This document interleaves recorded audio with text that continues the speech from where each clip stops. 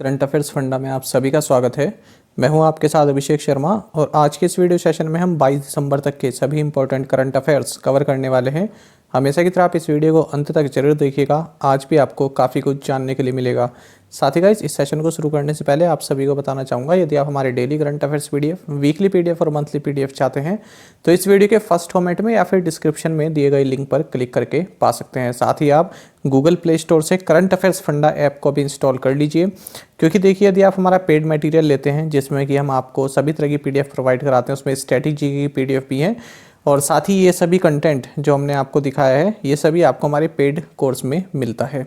ठीक है, तो ये आपको जो पीडीएफ अवेलेबल होंगी ये केवल और केवल हमारी ऐप पर ही आपको मिल पाएंगी। साथ ही फ्री करंट अफेयर्स क्वेश्चंस भी आप यहाँ से अटेम्प्ट कर सकते हैं। तो सिंपल प्रोसेस है, यदि आप बाय करना चाहते हैं तो लिंक आपको फर्स्ट कमेंट में या फिर डिस्क्रिप्शन में मिल जाएगा। उसके बाद आप इस ऐप से लॉगिन करके इस सभी मटेरियल को एक्सेस कर सकते हैं। कोई भी आपका डाउट होगा तो आप हमें कमेंट बॉक्स में ज़रूर लिखिएगा। तो चलिए फिर करते हैं शुरुआत इस वीडियो सेशन की।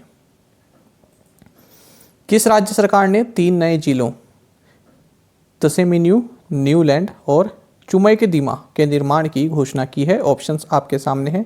सही आंसर होगा option C. So Nagaland state government has announced the creation of 3 new districts namely Tseminyu, Niuland and Chumoukedima. जानेंगे इसके बारे में। तो देखिए, नागालैंड कैबिनेट ने इन 3 नए जिलों के क्रिएशन को मंजूरी दे दी है। इसी के साथ अब नागालैंड में 15 जिले हो जाएंगे। बाकी आपको जानना चाहिए, नागालैंड की कैपिटल कोहिमा है, चीफ मिनिस्टर है नेपियो रियो, गवर्नर यहाँ के जगदीश मुखी जो कि एडिशनल चार्ज भी संभाल रहे हैं। अच्छा, नागालैंड के बारे में आपको 2-3 चीज़ें याद रखने की जरूरत है जो कि आपकी एग्जाम पॉइंट ऑफ व्यू से काफ़ी इंपॉर्टेंट है। एक तो ये दीमापुर एयरपोर्ट यहाँ पर है। नागालैंड जो है भूत जोलोकिया या फिर घोस्ट पेपर के लिए जाना जाता है। इसे वर्ल्ड की सबसे तीखी मिर्च इसको बताया जाता है, भूत जोलोकिया। साथ ही दीमापुर एयरपोर्ट हमने देख लिया। हॉर्नबिल फेस्टिवल आप सभी जानते हैं, कई बार एग्जाम में पूछा भी जाता है। फेस्टिवल ऑफ फेस्टिवल्स के नाम से इसको जाना जाता है। 10 दिन तक ये चलता है। अंगामी और ट्राइब्स यहाँ की काफ़ी फेमस है। वैसे तो कई सारी ट्राइब्स हैं पर ये 2 आप जरूर याद रखिएगा, पूछ ली जाती हैं। साथ ही आपको जानना चाहिए, जूको वैली ये जो है नागालैंड और मणिपुर के बॉर्डर पर स्थित है। काफ़ी फेमस वैली है, ये भी आप याद रखें। चलिए आगे बढ़ते हैं। किस लघु वित्त बैंक को महाराष्ट्र सरकार के बैंकिंग भागीदार के रूप में सूचीबद्ध किया गया है? सही आंसर है option D. Equitas small finance bank has been empanelled as a banking partner to the government of Maharashtra. चलिए जानते हैं इसके बारे में। तो देखिए, इक्विटास स्मॉल फाइनेंस बैंक को महाराष्ट्र सरकार ने बैंकिंग पार्टनर के रूप में इम्पैनल्ड किया है, यानी कि स्टेट गवर्नमेंट एम्प्लॉयज़ जो हैं उनको जो सर्विसेज बैंक द्वारा मिलती हैं तो वो अब Equitas small finance bank provide कराएगा। इसके अलावा बंधन बैंक, करूर वैश्य बैंक और साउथ इंडियन बैंक भी महाराष्ट्र सरकार से जो है इस तरह से इम्पैनल्ड हुए हैं। बाकी आप जानते हैं, इक्विटास स्मॉल फाइनेंस बैंक के MD and CEO Vasudevan PN है। हेडक्वार्टर्स चेन्नई तमिलनाडु में है। टैगलाइन है it's fun banking. Doctor Anil Prakash Joshi, Vidyut Mohan और रिधिमा पांडे को कौन सा पुरस्कार प्रदान किया गया है? देखिए, काफ़ी इंटरेस्टिंग क्वेश्चन है। Whitley award, champions of the earth, right livelihood award या फिर मदर टेरेसा मेमोरियल अवार्ड?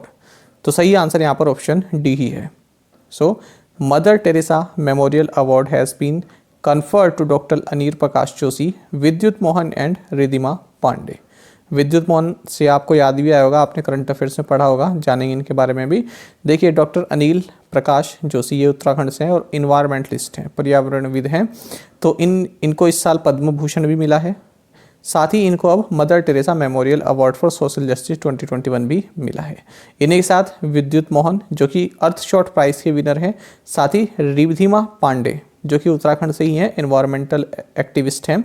तो इन तीनों को ये पुरस्कार मिला है, मदर टेरेसा मेमोरियल अवार्ड।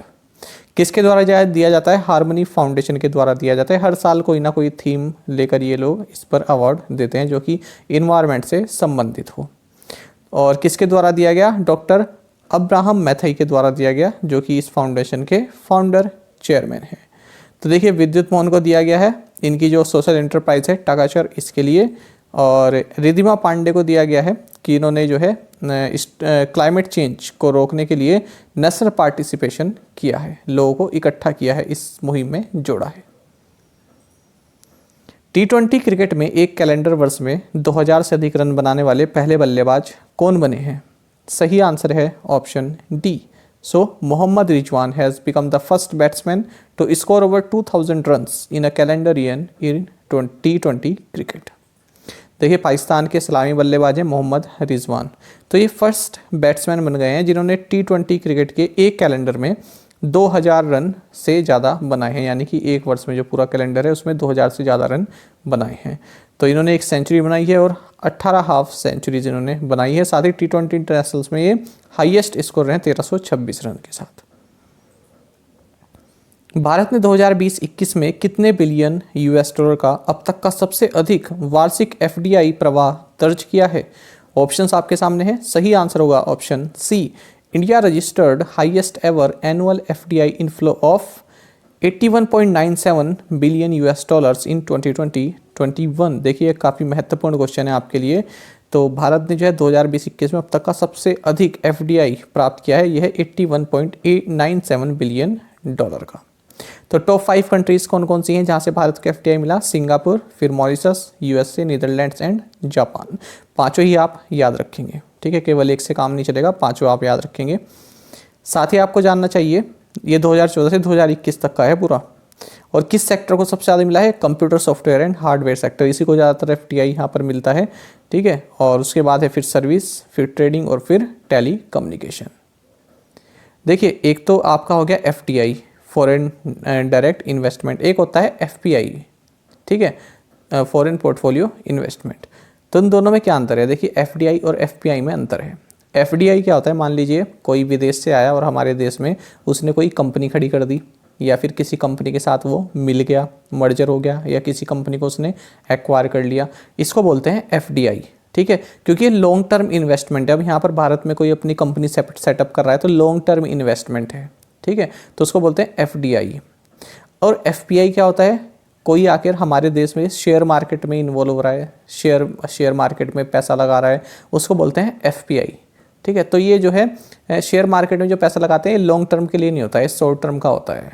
अब किसी ने आज पैसा लगाया, 1 महीने बाद, 1 साल बाद निकाल लिए, ठीक है, तो इस तरह की इन्वेस्टमेंट कहलाती है FPI, फॉरेन पोर्टफोलियो इन्वेस्टमेंट। तो FDI क्या हो गया? लॉन्ग टर्म इन्वेस्टमेंट, और FPI क्या हो गया? Short term investment. इंटरव्यू में आपसे पूछा जा सकता है FDI और FPI में अंतर बताइए, इसलिए मैंने आपको यहाँ पर बता दिया है, याद रखेंगे। खुद से भी आप पढ़ा करें, जब मैं किसी टॉपिक को आपको बताता हूँ तो उसको आप एक बार खुद से भी जो है सर्च करके पढ़ा करें और अच्छे से आपको समझ में आएगा। चलिए आगे बढ़ते हैं। भारतीय सांस्कृतिक संबंध परिषद यानी कि ICCR ने भारतीय संस्कृति को बढ़ावा देने के लिए निम्नलिखित में से किसके साथ समझौता ज्ञापन पर हस्ताक्षर किए हैं? ऑप्शंस आपके सामने हैं। सही आंसर होगा option B. So Indian council for cultural relations ICCR has signed MOU with Prasar Bharati for promoting Indian culture. देखिए इंडियन कल्चर को प्रमोट करने के लिए प्रसार भारती और Indian council for cultural relations ICCR ने MOU साइन किया है। यानी कि अब जो ये ICCR है तो इससे संबंधित जो भी आर्टिस्ट हैं उनकी परफॉर्मेंस को जो है दूरदर्शन पर दिखाया जाएगा। बाकी आपको जानना चाहिए दूरदर्शन के डायरेक्टर जनरल मयंक कुमार अग्रवाल हैं। Indian council for cultural relations इसके डायरेक्टर जनरल दिनेश पटनायक हैं और प्रसार भारती के CEO हैं शशि शेखर वेम्पति। भारत और किस देश ने एक नए संयुक्त भारत अमेरिका कार्यक्रम प्रौद्योगिकी आधारित ऊर्जा समाधान नेट जीरो के लिए नवाचार इसकी घोषणा की है? सही आंसर होगा option A. So India and US announced a new joint programme technology based energy solutions innovation for net zero. मैं यहाँ पर इसको रिमूव करना भूल गया, ठीक है, क्योंकि उत्तर यहीं पर मिल जा रहा है, ठीक है, तो आप इसको इस तरह से पढ़ेगा, India and which country announced a new joint programme called technology based energy solutions innovation for net zero, ठीक है, तो ये आंसर होगा इसका US। देखिए जो India US science and technology based entrepreneurial initiatives हैं उनको एड्रेस करने के लिए, उनके इम्प्लीमेंटेशन के लिए, ठीक है, एक प्रोग्राम लॉन्च किया गया है। इस प्रोग्राम का नाम है technology based energy solutions innovation for net zero, तो ये प्रोग्राम का नाम है। तो ये उसी से संबंधित है, रिन्यूएबल एनर्जी और climate change, clean energy challenges, इन सभी से संबंधित है ये। हमको हमारे लिए केवल इतना ही मेन था कि किस कंट्री के साथ किया है और क्या नाम है इस प्रोग्राम का। किस कंपनी ने अंशु किम को अपने भारतीय परिचालन का प्रबंध निदेशक यानी कि एमडी नियुक्त किया है? सही आंसर होगा option C. So Hyundai motor has appointed Unsoo Kim as the managing director of its Indian operation. देखिए, Hyundai मोटर कंपनी ने अंशु किम को मैनेजिंग डायरेक्टर बनाया Hyundai मोटर इंडिया लिमिटेड का। 1 जनवरी 2022 से ये इस पदभार को संभालेंगे। किसे रिप्लेस करेंगे? सियोन सियोप किम, एसएस किम को ये रिप्लेस करेंगे। बाकी आप जानते हैं Hyundai मोटर कंपनी का हेडक्वार्टर्स है सियोल, साउथ कोरिया में। किस भारतीय क्रिकेटर को उत्तराखंड का ब्रांड एम्बेसडर नियुक्त किया गया? सही आंसर है option C. So Indian cricketer Rishabh Pant has been appointed the brand ambassador of Uttarakhand. तो देखिए, इंडियन विकेट कीपर बैट्समैन है ऋषभ पंत। अच्छा, यहाँ पर लिखा है swashbuckling. Swashbuckling India wicket keeper batter Rishabh Pant. Swashbuckling का मतलब होता है डेयरिंग, जो डरे ना, ठीक है, ब्रेव हो काफ़ी। तो इनके शॉट्स देखेंगे तो रिस्की शॉट्स खेलते हैं, डरते नहीं हैं किसी शॉट को खेलने में, है ना, आते हैं और शुरू हो जाते हैं। तो आलोचना भी होती है पर फिर भी खेलते हैं, ठीक है, डेयरिंग, तो उसको बोलते हैं स्वेस बकलिंग। ये भी शब्द आपके लिए काफ़ी इंपॉर्टेंट है, याद रखिएगा। तो उत्तराखंड सरकार ने ऋषभ पंत को अपना ब्रांड एम्बेसडर बनाया है क्योंकि ये यहीं से, ये उत्तराखंड से, हरिद्वार डिस्ट्रिक्ट के रुड़की टाउन से। रिजर्व बैंक ऑफ इंडिया ने पंजाब नेशनल बैंक पर कितने रुपए और आईसीआईसीआई बैंक पर कितने रुपए का जुर्माना नियामक अनुपालन में कमियों के लिए लगाया है? ऑप्शंस आपके सामने हैं। सही आंसर होगा ऑप्शन ए।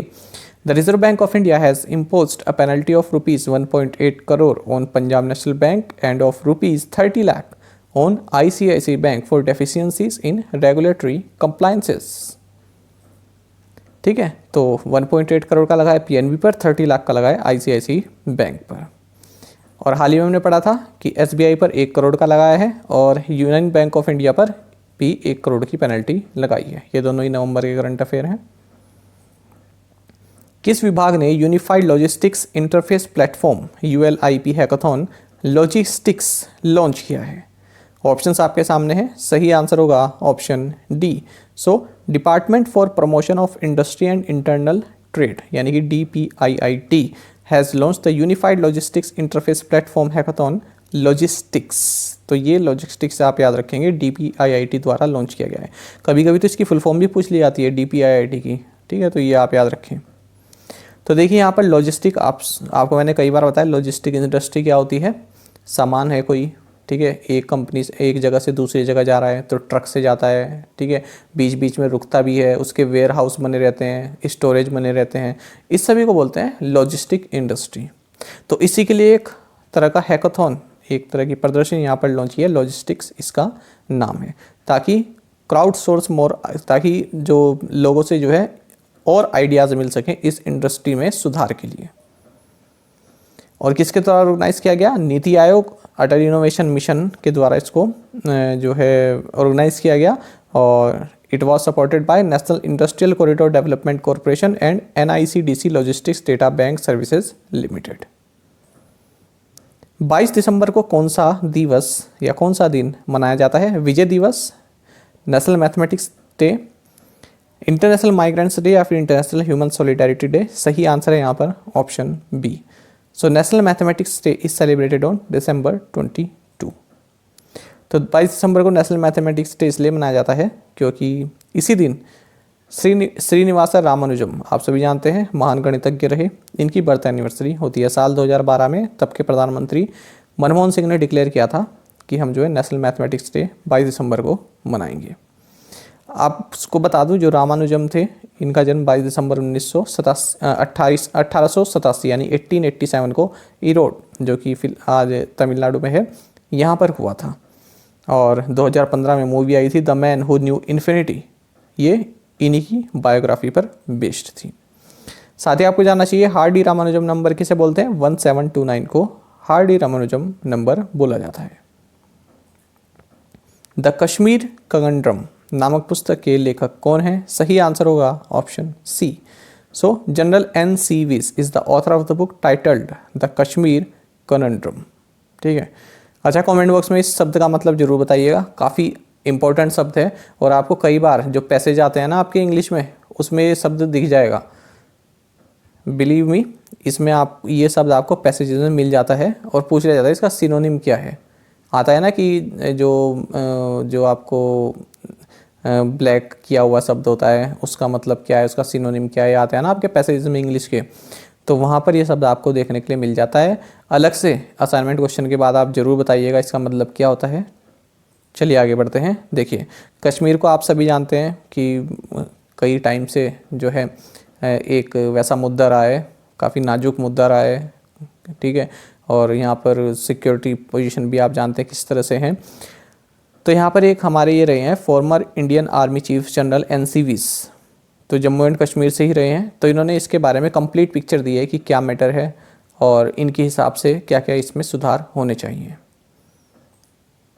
नीति आयोग के अटल इनोवेशन मिशन और निम्नलिखित में से किसने अभिनव कृषि तकनीकी कार्यक्रम के लिए पहला एग्रीटेक चैलेंज कोहोर्ट शुरू किया है?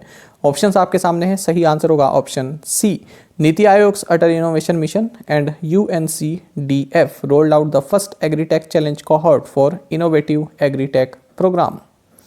जानेंगे इसके बारे में। देखिए, अटल इनोवेशन मिशन आप सभी जानते हैं नीति आयोग का एक कार्यक्रम है इसने, और UNCDF यानी United Nations capital development fund, तो इन दोनों ने मिलकर एक फर्स्ट एग्रीटेक चैलेंज कोहोर्ट इसको लॉन्च किया है। तो इसका मतलब क्या है, एक तरह का कार्यक्रम लॉन्च किया है और जो फार्मर्स हैं वो अपनी समस्याएं यहाँ पर बता सकते हैं, क्या क्या उनको पेंडेमिक के बाद क्या क्या उनको परेशानी आई है वो यहाँ पर इस सबमिट टाइप में आप बता सकते हैं। बाकी आपको जानना चाहिए जो अटल इनोवेशन मिशन है इसके मिशन डायरेक्टर हैं डॉक्टर चिंतन वैष्णव, और United Nations capital development fund ये UNCDF इसका हेडक्वार्टर्स न्यूयॉर्क USA में है। Gujarat alkalies and chemicals limited और निम्नलिखित में से किसने गुजरात में 1000 करोड़ रुपए के बायोथेनॉल संयंत्र स्थापित करने के लिए समझौता ज्ञापन पर हस्ताक्षर किए हैं? सही आंसर है option B, Gujarat alkalies and chemicals limited and GAIL signed MOU to set up ₹1000 crore bioethanol plant in Gujarat. तो देखिए, Gujarat alkalies and chemicals limited और गेल इंडिया ने यहाँ पर एक MOU साइन किया है जिसके तहत ये गुजरात में 1000 करोड़ रुपए के इन्वेस्टमेंट से 500 KLD बायोथेनॉल प्लांट को सेटअप करेंगे। और आपको जानना चाहिए जो गेल इंडिया है इसका हेडक्वार्टर्स न्यू दिल्ली में है और चेयरमैन एंड MD है मनोज जैन। चलिए देखते हैं प्रीवियस असाइनमेंट क्वेश्चंस के answer. Who is the deputy chief minister of Punjab? Answer is Sukhjinder Singh Randhawa. One district two products scheme is related to which state? Answer is Uttarakhand. Where is the doctor Baba Saheb Ambedkar international airport located? Answer is Nagpur, Maharashtra. Name the Lieutenant Governor and capital of Andaman and Nicobar Islands. So, Lieutenant Governor is Admiral retired Devendra Kumar Joshi. Capital is Port Blair. The Ghadial reintroduction in the Beas Conservation Reserve is an ambitious program of which state government? Answer is Punjab. और आप में से कई students ने बिल्कुल सही answer दिया है। इसी तरह से आप पार्टिसिपेट करते रहें।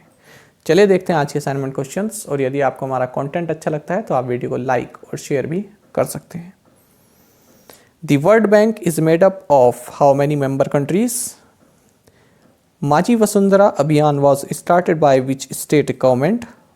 What is India's rank in 2021 Mercer CFS Global Pension Index survey? Name the administrator and capital of Dadra and Nagar Haveli and Daman and Diu. Which country will shift to a working week comprising 4.5 days with a Saturday Sunday weekend? तो पांचों questions के answer आप हमें comment box में ज़रूर बताएं। अगर आपको एक क्वेश्चन का आंसर भी आता है तो वो भी आप हमें कमेंट बॉक्स में ज़रूर से बता सकते हैं। देखिए, बढ़ चढ़कर थोड़ा पार्टिसिपेट किया कीजिए। केवल 10 से 11 ही लोगों के आंसर इसमें आ रहे हैं।